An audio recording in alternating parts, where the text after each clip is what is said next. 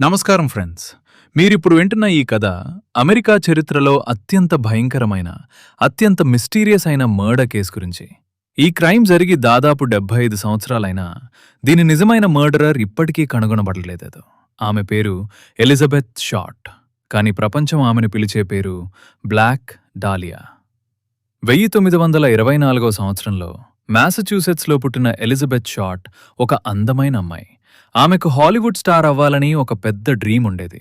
చిన్నప్పటినుంచే కష్టాలు తెలిసిన ఆమె తన తండ్రి వదిలి వెళ్ళిపోవడంతో చాలా స్ట్రగుల్ చేసింది. కానీ ఆమె తన కలలను వదులుకోలేదు. 1943లో ఆమె కాలిఫోర్నియాకు వచ్చింది, హాలీవుడ్కి చేరుకోవాలని. అక్కడ చిన్న చిన్న జాబ్స్ చేస్తూ యాక్టర్స్తో పరిచయం పెంచుకుంటూ ఆమె పోరాడింది. ఆమె ఎప్పుడూ నల్లని దుస్తులు వేసుకునేది. అందుకే ఆమె ఫ్రెండ్స్ ఆమెను బ్లాక్ డాలియా అని పిలిచేవారు. ఆ నిక్నేమ్లో ఒక గ్లామర్ ఉండేది, ఒక మిస్టరీ ఉండేది. కానీ జనవరి 1947లో ఆ మిస్టరీ ట్రాజడీగా మారింది. జనవరి 15, 1947 లాస్ ఏంజలస్లో లిమర్ట్ పార్క్ అనే ఒక రెసిడెన్షియల్ ఏరియా. ఆ రోజు పొద్దున్న బెటీ బర్సింగర్ అనే ఒక వుమన్ తన చిన్న పాపతో నడుస్తోంది. అప్పుడొక వేకెంట్ లాట్ దగ్గర ఆమె కళ్ళు ఒక తెల్లని ఆబ్జెక్ట్ మీద పడ్డాయి. దగ్గరకు వెళ్లి చూసిన ఆమె అది ఒక హ్యూమన్ బాడీ అని గ్రహించి అక్కడే కూలిపోయింది. పోలీస్ వచ్చినప్పుడు వాళ్ళు చూసినది చాలా షాకింగ్గా ఉంది. ఎలిజబెత్ షార్ట్ యొక్క బాడీ 2 భాగాలుగా కట్ చేయబడింది, ఎగ్జాక్ట్ మిడ్ పాయింట్ వద్ద. శరీరంపై దెబ్బలున్నాయి, కానీ అక్కడ ఒక్క చుక్క బ్లడ్ కూడా లేదు. అంటే ఆమె మరెక్కడో చంపబడి ఇక్కడ కేర్ఫుల్లీ ప్లేస్ చేయబడింది. ఆమె బాడీని పూర్తిగా క్లీన్ చేసి ఒక పోజ్లో పెట్టారు. ఇది ఒక ప్లాన్డ్, క్యాల్కులేటెడ్ మర్డర్.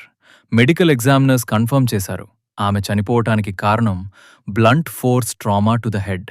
మర్డర్ జరిగిన తర్వాత కొన్ని రోజులకు మాత్రమే బాడీ అక్కడ పడేయబడింది. ఈ కేస్ న్యూస్ పేపర్స్లో హెడ్లైన్ అయింది.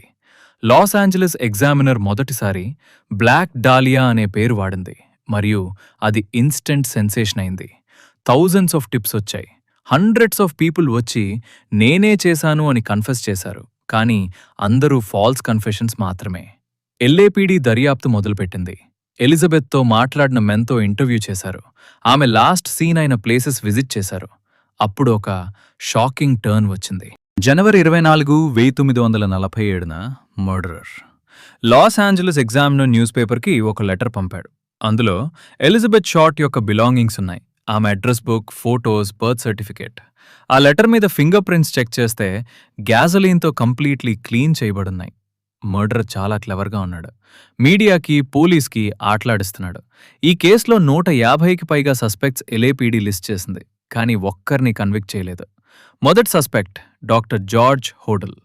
Loss Angeles detective Steve Hodel తన స్వంత తండ్రినే సస్పెక్ట్గా పాయింట్ చేశాడు. డాక్టర్ హోడల్ ఒక ఫిజిషియన్. శరీరాన్ని కట్ చేయడానికి సర్జికల్ నాలెడ్జ్ ఉండేది. ఎలిజబెత్తో పర్సనల్ కనెక్షన్ ఉండేది. ఎల్ఏపీడీ కూడా ఒకసారి ఆయన్ని వైర్ ట్యాప్ చేసింది, కానీ సఫిషియెంట్ ఎవిడెన్స్ లేకపోయింది. రెండో సస్పెక్ట్ రాబర్ట్ మ్యాన్లీ. ఇతను ఎలిజబెత్ షార్ట్ని చివరిసారి జనవరి 9న ఒక హోటల్ వద్ద డ్రాప్ చేసిన వ్యక్తి.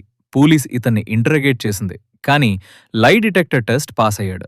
మూడో సస్పెక్ట్ మార్క్ హ్యాన్సన్, ఒక నైట్ క్లబ్ ఓనర్. ఎలిజబెత్తో పర్సనల్ కాన్ఫ్లిక్ట్స్ ఉన్నాయని చెప్పబడింది, అయితే వీళ్లలో ఎవరూ ప్రూవన్ కాలేదు. ఎవిడెన్స్ ఇన్సఫిషియెంట్గా ఉంది. విట్నెసెస్ అందుబాటులో లేరు. డిఎన్ఏ టెస్టింగ్, సర్వేలెన్స్ కెమెరాస్ ఇవేవి అప్పటి ఇన్వెస్టిగేటర్స్కి అవైలబుల్ లేవు. అందుకే ఈ కేస్ అన్సాల్వ్డ్గానే మిగిలిపోయింది. 1947లో ఎల్ఏపీడీ ఈ కేస్ యాక్టివ్ ఇన్వెస్టిగేషన్గా హ్యాండిల్ చేసింది. కానీ కాలం గడిచిన కొద్దీ లీడ్స్ తగ్గాయి, విట్నెసెస్ మరణించారు, డాక్యుమెంట్స్ మాయమయ్యాయి. ఈ కేస్ ఆఫీషియల్లీ ఇప్పటికీ ఓపెన్గా ఉంది. డాక్యుమెంటరీస్ వచ్చాయి, బుక్స్ రాయబడ్డాయి, మూవీస్ విడుదలయ్యాయి. కానీ నిజమైన మర్డరర్ ఎవరో ఇప్పటికీ తెలియదు. ఒక అమ్మాయి తన డ్రీమ్ కోసం హాలీవుడ్కొచ్చి ఒక వేకెంట్ లాట్లో 2 ముక్కలుగా కనుగొనబడింది. ఎలిజబెత్ షార్ట్ యొక్క లైఫ్ అలా ముగిసింది. కానీ ఆమె మిస్టరీ, బ్లాక్ డాలియా మిస్టరీ ఇప్పటికీ జీవించే ఉంది. ఈ కథ మనకు చాలా క్వశ్చన్స్ వదిలిపోతుంది ఫ్రెండ్స్. ఒక అమాయకమైన అమ్మాయిని ఎవరు చంపారు? ఎందుకు చంపారు? ఎంత ప్లానింగ్తో చేశారు? ఈ ఆన్సర్స్ లేని క్వశ్చన్స్ మనల్ని హాంటింగ్గా వేధిస్తాయి. ట్రూ క్రైమ్ మనకు ఒక్క విషయం నేర్పిస్తుంది: జస్టిస్ డిలే అవ్వచ్చు, కానీ ట్రూత్ ఎప్పటికైనా వెలుగులోకి వస్తుంది అని ఆశించాలి. ఈ వీడియో నచ్చిందంటే లైక్ చేయండి, మీ ఫ్రెండ్స్కి షేర్ చేయండి. మరిన్ని ట్రూ క్రైమ్ స్టోరీస్ కోసం సబ్స్క్రైబ్ చేయండి, నోటిఫికేషన్ బెల్ కూడా ప్రెస్ చేయండి. మళ్ళీ కలుద్దాం మరో షాకింగ్ కథతో. Until then, stay safe, stay curious.